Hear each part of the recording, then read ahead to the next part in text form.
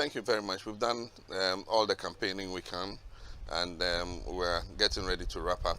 I think it's been a tough campaign, but we've taken our message to all corners of the country. As the current president said, he said this election is going to be about track records, and I believe that we have the track record to show in terms of development, you know, and I have been president before. Ghanaians have seen my administration, and Ghanaians remember, you know, how things were in my administration, and they can make a comparison with the current government the last 4 years. And so I urge Ghanaians, we're going to implement a lot of new ideas.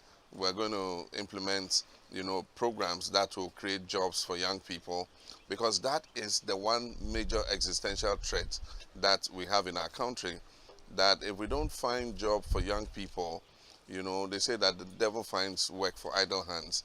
And so that is our #1 priority, that everything that we do will be geared towards finding jobs for young people to do. We're going to improve the quality of our free SHS. We're going to abolish the double track so that our children can stay continuously in school without having to come home and stay for 3 long months. We're going to add the private schools into the free SHS program.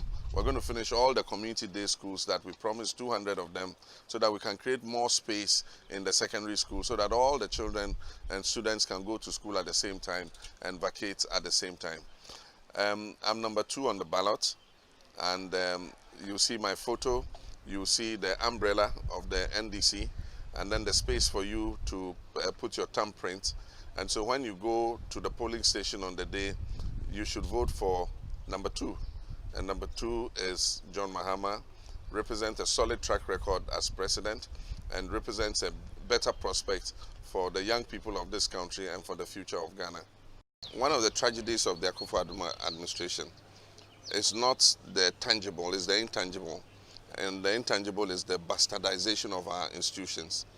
Our institutions are supposed to work in an environment where they are predictable and where they are not influenced by partisan politics.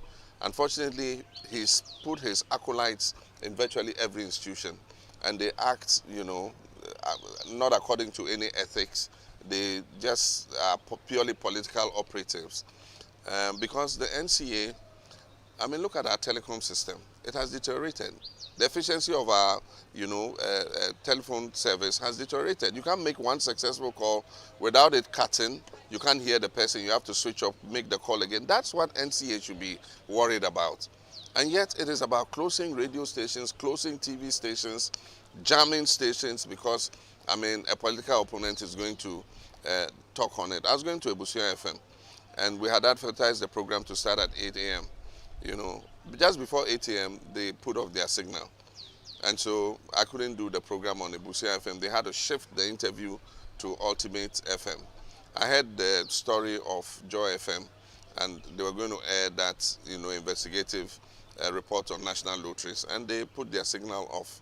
You know, they do things like that. But even look, we were going to an IPAC meeting to discuss the electronic transmission system of the EC and all that. And guess who came as one of the representatives of the MPP? Who? Joe Anochi. The head of NCA came as one of MPP's representative to an IPAC meeting. Can you imagine that?